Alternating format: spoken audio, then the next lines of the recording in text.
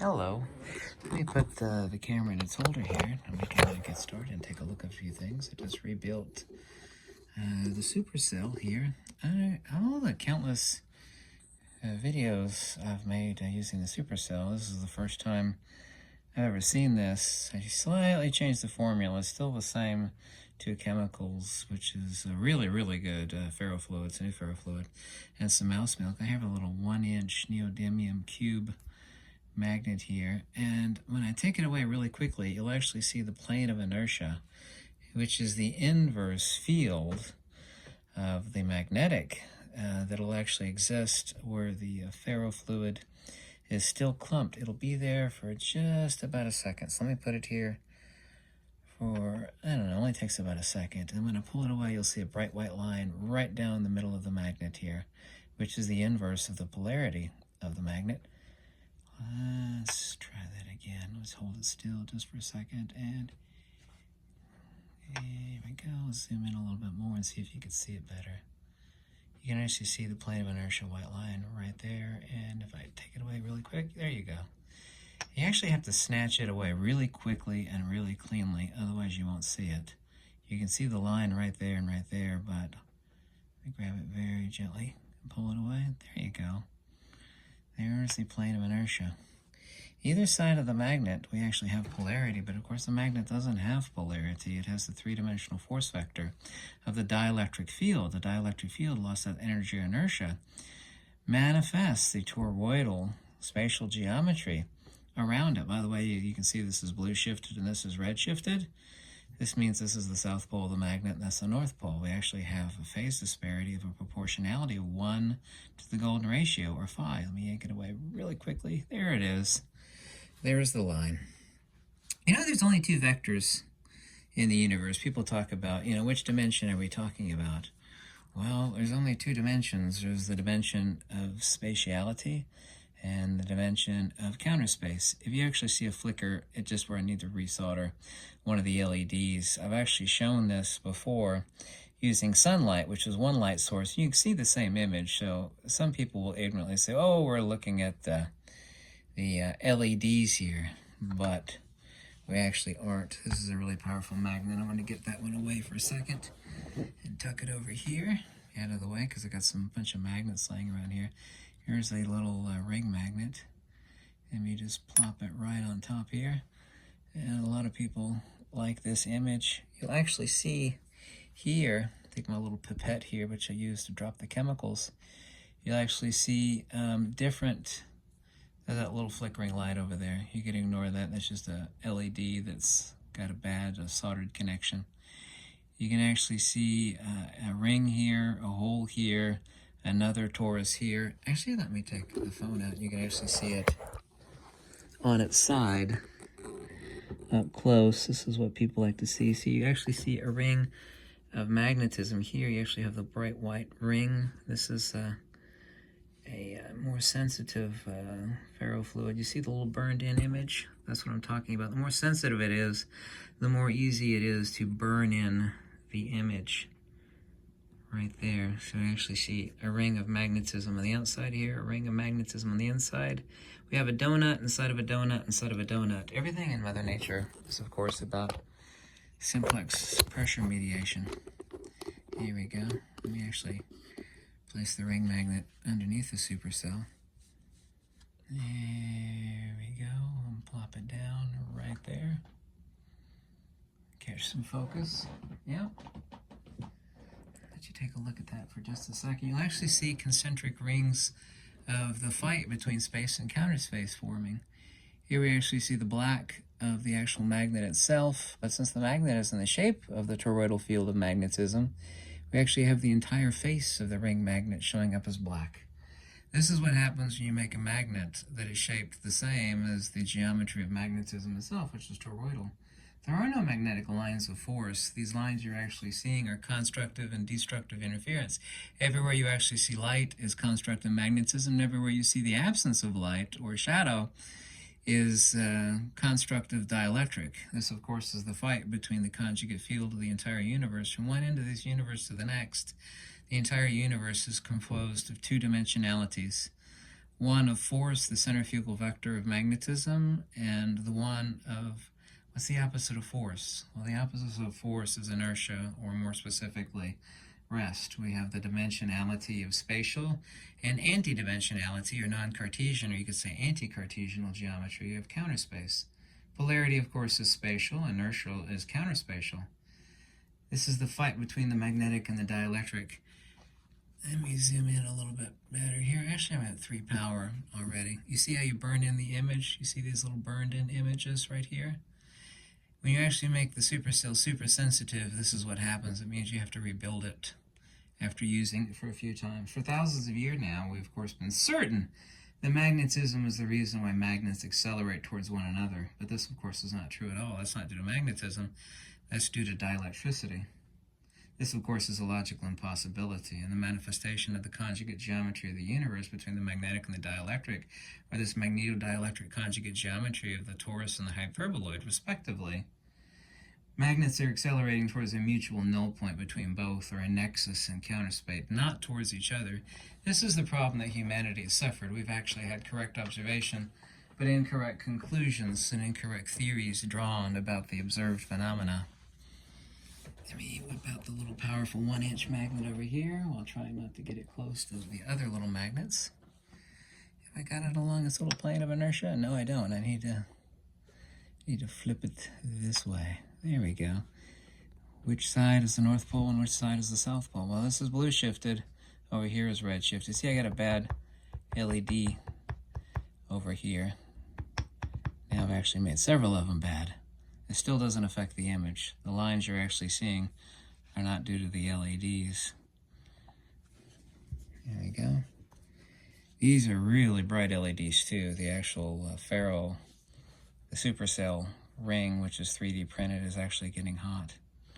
All these lines you actually see are the fight between the magnetic and the dielectric. Why do you think it's black here, and why do you think it's bright on the outside?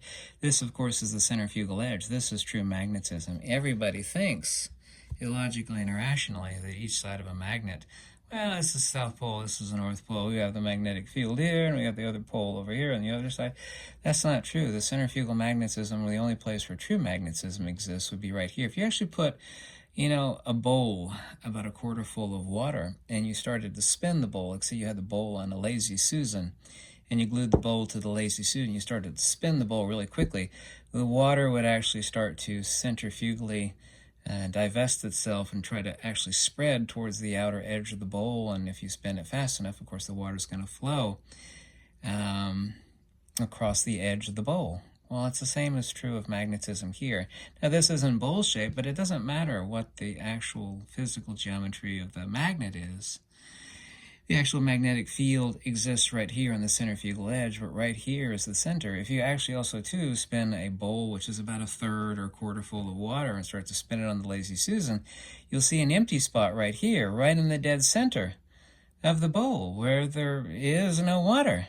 Well, that's exactly correct. Yeah, and of course, if you stop the application of force of spinning the water, it will all rush right back into the center. Well, magnetism is rushing right back into the center here, because magnetism is just a silly word that us human beings created to refer to the dielectric field and loss of energy or inertia. All the water, analogously to the magnetism, is right here. I guess we could actually call, it actually still has a little bit of ferrofluid in it. The tip of this thing is actually accelerating towards this magnet. It's kind of cool, just from its little few micro droplets of ferrofluid. It's accelerating towards the actual magnet underneath the two pieces of optically flat glass. Yeah, why do you think this is black right here? This is something everybody should learn. I mean, this is just so very important. You can understand literally one end of this universe from the next by understanding what it is you're seeing here. Yeah. Let me re-yank this away really quickly. I don't know if you can see that bright white line. I've already shown it to you several times, of course. If I actually snatch it really gently and then pull it away very quickly, then you can see it. I've actually got a little bit of ferrofluid right there. Let me see if I can grab the ring magnet. That's a powerful magnet. It actually makes these images and burns in rather easily right here. So what do you think it is we're looking at here? You see we have a ring right here. We have a bright ring on the edge of the magnet here, another bright ring on the inner edge of the magnet. We have a ring right here. We actually have a torus and a torus and another torus. Everything is simplex pressure mediation. That's how nature works. This is the conjugate field. Magnetism, dielectricity are one and the same thing. It's kind of like Dr. Jekyll and Mr. Hyde, right? Oh, people are shooting fireworks outside. I wondered what that loud noise was. I got some crazy neighbors. You see this orange ring, kind of like the corona of the sun. You see a brighter white ring out here. Yeah, I'm actually zoomed all the way in already. See, this one's actually so sensitive, I've already got all these burn-in marks here. Let me grab this little cylinder magnet over here, place it right on top. Yep. Which side is the South Pole? Right over here, once again, here's the plane of inertia. This is where no magnetism exists. You can actually take two magnets and put them together and put a Gauss meter probe in the center between two magnets that are basically, nearly one. They're so tightly conjoined. There is zero magnetic flux right here. There's a lot of magnetic flux right here. This would be the edge of the bowl where you're spinning the water out. Yeah. But if you stop spinning it, it'll all flow right back into the center again. Yeah. The light we could take analogously as the water. This is the center of our bowl where there is no water. And of course, everywhere we see light is constructive magnetism. Everywhere we see the absence of light is constructive dielectric. The water is all spun out here. And of course, this in the magnetic field, since that's what a magnet is, it's a qualitative object, not a quantitative object. That's something people never think about. Before this magnet becomes a magnet, it's an inert slug. It's the exact same thing. It's 100% quantitatively identical as a neodymium iron boron or a samarium cobalt, or it doesn't matter what type of magnet it is. But once you turn it into a magnet, the only thing you've done is not change its quantity, rather you've changed its quality. And the qualitative nature is that everything is operating in unison. This is a point source field object, and that's what, of course, fascinates people about magnetism. And this is the fundamental secret of the entire universe. Yep. All our water is being spilled out right here because the water, if you will, analogously, in the case of our magnet, is perpetually being spun out. Of course, you could degauss a magnet by dropping it or hitting it many times or getting it really, really hot. But as long as you take good care of it, the water, analogous to magnetism, is always being spun out right on the edge. But right here, we have no water, no light. The center of a magnet, there is very, very, very little magnetic flux. Yeah? The same is true of the middle. There's no magnetic flux right here. Yeah? But this is not located there. If I actually slice this magnet in half, then the new midpoint will be right there. If I slice it 1,000,000 times, each little miniature section, the midpoint will be right at the center of the little slice, however thin it is. It makes no difference. Right here, there is no magnetic flux. Right here, there's no magnetic flux. Our magnetic flux, or the water is being spun out of our bowl, is right here on the edge. This is the secret of the universe. This is the secret of magnetism. Magnetism is the dielectric field. Yeah? It's pretty much that simple. Even though I state that really simply, and I see it perfectly in my head, and you can see it right here with your own two eyes, people still don't get it. They think I'm actually complicating things. At least some people. There are a lot of people that do get it. So we have multiple toruses here. Kind of like, remember that thing where they have a chicken stuffed inside of a turkey and a turkey stuffed inside of a goose? Here we have a torus inside another torus. Ooh, I grabbed the wrong pipette here. This one actually still has some ferrofluid in it. That's actually a great way to end this. Let me actually squirt some ferro. It'll be messy. Let's squirt out some ferrofluid. It's actually, you see how it's actually accelerating towards the magnet? This will be messy. This will be difficult to clean up. Let me do that here. Yeah, you see that? This nanoparticle of magnetism is not going towards the middle. It is accelerating away from the middle. If I drop it in the middle, you see, it's accelerating right towards the magnet. because right here there's a magnetic centrifugal edge, and here's a magnetic centrifugal edge. We've actually got a torus inside of a torus. We actually have this magnetism squared conundrum, where when you create a magnet that's the same shape as the magnetic field, i.e. a torus or a donut, you have little interesting phenomena. So anytime I drop the nanoparticles right here, you can see it's accelerating right to the edge. It doesn't want to be in the middle. Yeah, absolutely does not. Let's try the large magnet and wipe this off. Man, that is messy. Oh, girlfriend, that's messy. Ooh-wee. Look how messy that is. Let's put the big magnet underneath here. Yeah. Now let's do the same thing. You can learn a lot if you actually pay attention to what you're seeing here. I'm bubbling out some ferrofluid here.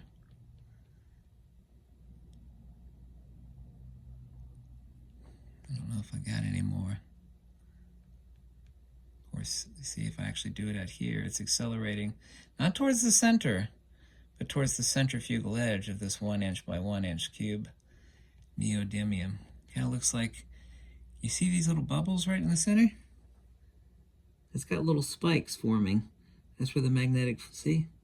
It's not accelerating towards the center. It's accelerating towards the centrifugal edge. Yep.